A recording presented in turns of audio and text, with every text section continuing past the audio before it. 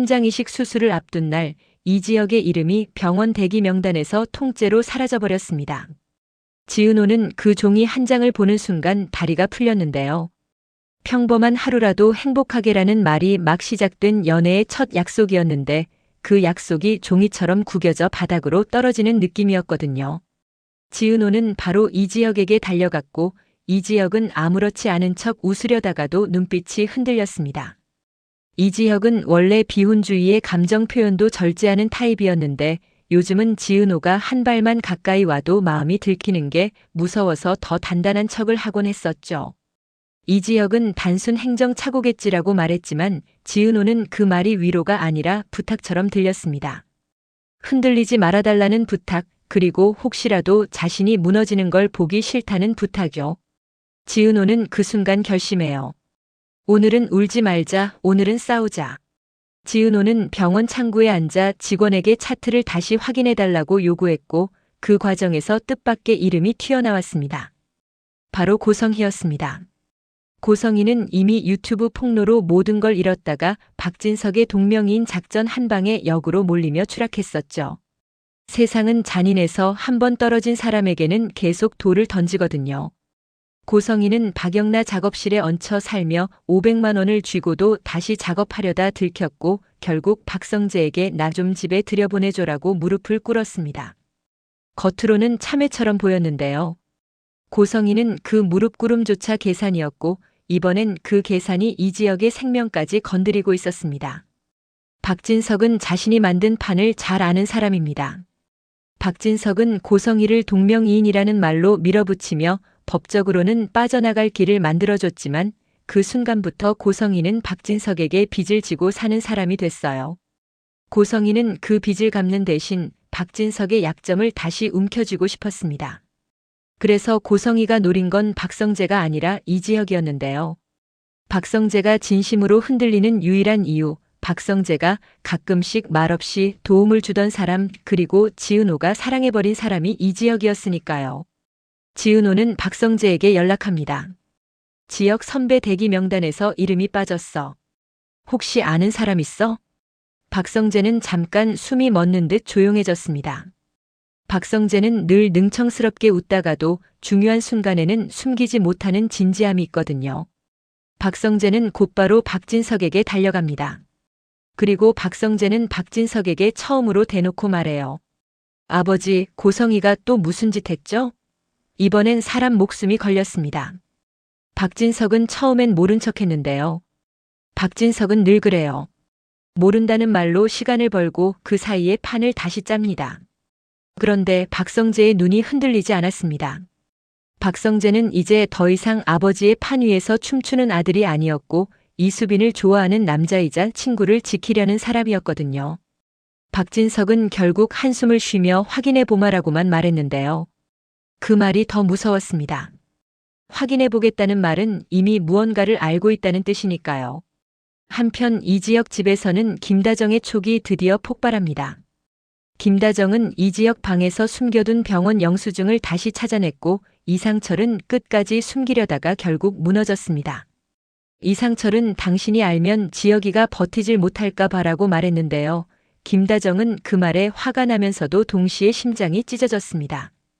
김다정은 아들의 고통을 모르는 채 농담으로 너 죽을 때 된 거 아니냐라고 던졌던 순간이 머릿속에서 계속 반복됐거든요. 김다정은 그 농담을 주워 담을 수 없다는 현실 때문에 숨이 막혔습니다. 김다정은 이지혁 앞에서 무너질까봐 일부러 더 밝은 척을 해요. 밥상을 차려놓고는 우리 아들 요즘 얼굴이 좋아졌네. 연애하니? 라고 웃어보는데 이지혁은 그 웃음 뒤에 있는 눈물 냄새를 맡아버립니다. 이지혁은 엄마 나 괜찮아라고 말했지만 김다정은 괜찮은 척 하지 말라고 말하고 싶어서 입술이 떨렸습니다.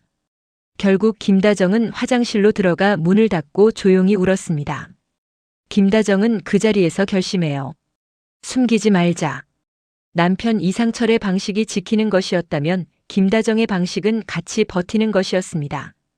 지은호는 정순이에게도 털어놓습니다. 지은호는 엄마 나 무서워 선배가 죽는데라고 말했을 때처럼 다시 떨었는데요. 정순이는 딸의 손을 꼭 잡고 말합니다. 무서우면 더 붙잡아. 내가 도망가면 그 사람은 혼자야.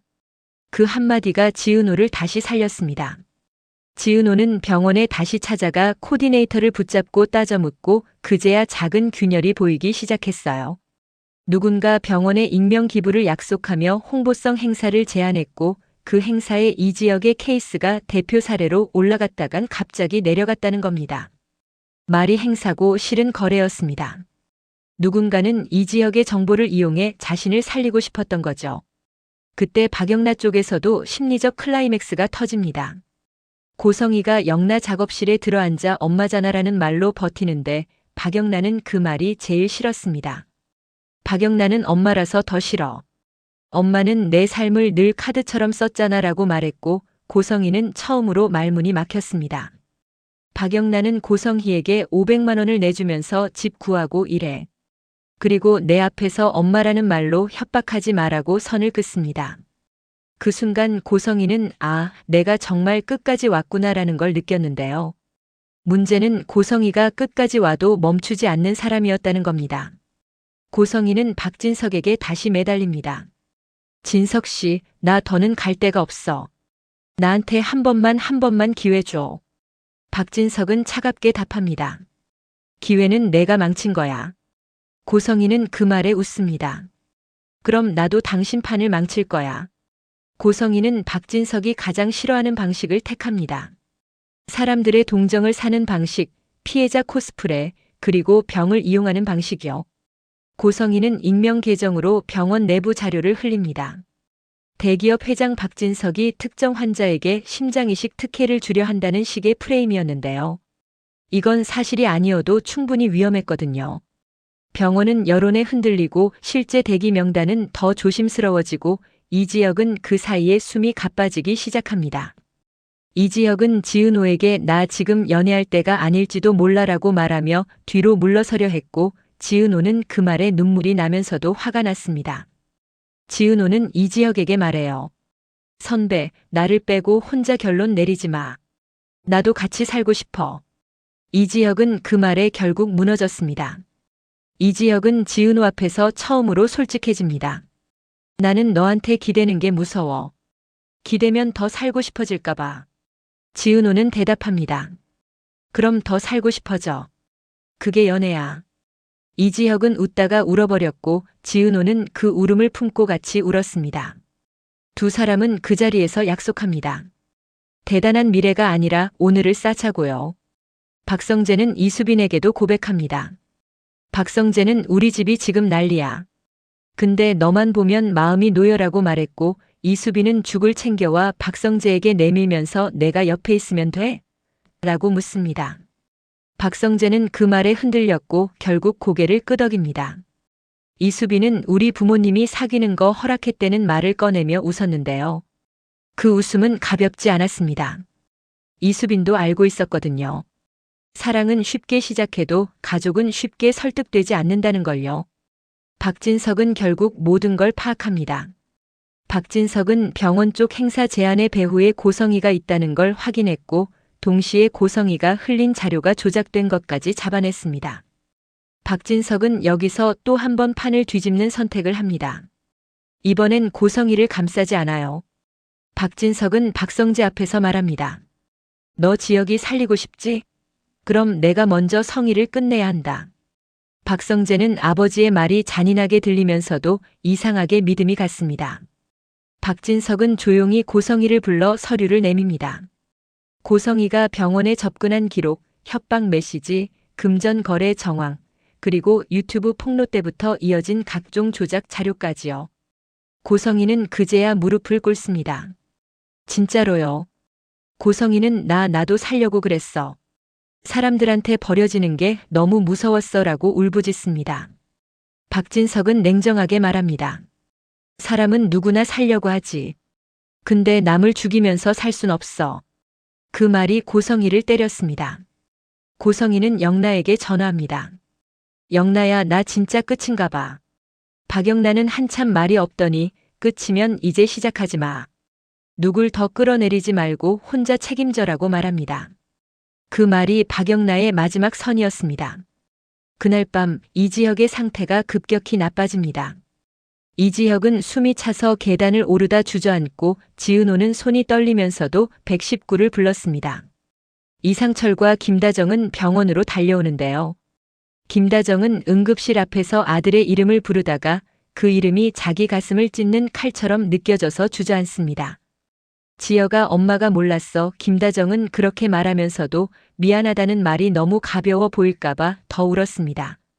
이지혁은 의식이 흐릿한 와중에도 김다정을 보며 손가락 하나를 움직입니다. 괜찮다는 뜻처럼, 엄마 탓 아니다라는 뜻처럼요. 그때 병원에서 연락이 옵니다. 기적처럼 심장 공여자가 생겼다는 소식이었습니다. 그런데 이 소식조차 쉬운 기쁨이 아니었어요. 지은호는 이게 우리 차례가 맞아요? 라고 물었고 코디네이터는 고개를 끄덕입니다. 이지혁 씨는 원래 대기 우선순위가 높았습니다. 누군가가 흔들어놨을 뿐이에요. 지은호는 그 말에 무너져서 울고 이지혁은 수술실로 들어가며 지은호에게 작은 목소리로 말합니다. 은호야, 나 돌아오면 나랑 평범하게 살자. 지은호는 돌아오면이 아니라 돌아와서라고 대답합니다. 수술이 진행되는 동안 박진석은 고성희의 일을 정리합니다. 박진석은 경찰에 자료를 넘기고 박성재에게도 말합니다. 성희는 법대로 갈 거다. 너는 내 인생 살아. 박성재는 마음이 복잡했는데요. 고성희가 미웠지만 고성희가 끝까지 무너지는 모습도 잔인하게 느껴졌습니다. 그때 이수빈이 박성재 손을 잡고 말합니다. 미워해도 돼. 근데 오빠가 미움에 갇히면 오빠도 망가져. 박성재는 그 말에 숨을 크게 내쉬며 처음으로 마음을 내려놓습니다.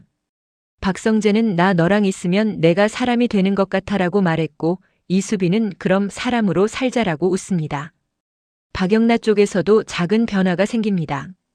고성희가 체포됐다는 소식을 듣고 박영나는 감정이 복잡했지만 그 와중에 이지환이 말없이 작업실 앞에 서 있었습니다. 이지환은 박영나의 운전기사이자 보디가드였고 늘 거리감을 지키던 사람이었는데요. 박영나는 그날 처음으로 이지환에게 기대고 싶어집니다. 박영나는 나 나쁜 딸이야? 라고 묻고 이지환은 짧게 답합니다. 아니, 잘 버틴 딸이지. 그 한마디가 박영나를 울렸습니다. 박영나는 그 울음 뒤에 있는 고요가 오래된 상처가 조금씩 아물기 시작하는 소리처럼 느껴졌습니다. 그리고 우진이 다시 등장합니다. 우진은 고성희의 아들이었고 오랫동안 엄마를 피해 살아왔습니다.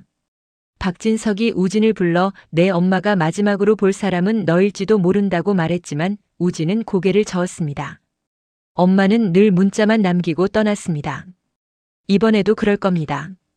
그런데 이번엔 달랐어요. 고성희는 유치장에서 우진에게 직접 전화합니다. 고성희는 울면서 우진아, 이번엔 도망 안 갈게. 내 앞에서 벌 받을게라고 말합니다. 우진은 그 말을 믿고 싶어서 또 믿기 싫어서 한참을 침묵하다가 겨우 알겠어라고 답합니다. 고성희가 처음으로 엄마라는 이름을 책임지려는 순간이었습니다. 너무 늦었지만 그래서 더 아팠습니다. 시간이 흐르고 수술은 끝납니다. 이지혁이 중환자실에서 눈을 뜨는 순간 지은호는 믿기지 않아서 웃다가 울다가 다시 웃습니다. 이지혁은 아직 목소리가 약했지만 또렷하게 말합니다. 나 살아있네. 지은호는 그 말에 울면서 대답합니다. 응, 선배 살아있어. 그래서 이제는 나를 일상에 넣어줘. 이지혁은 손을 들어 지은호 손을 잡습니다. 이미 넣었어. 너 없으면 이제 일상이 아니야. 김다정은 아들 앞에서 무너집니다.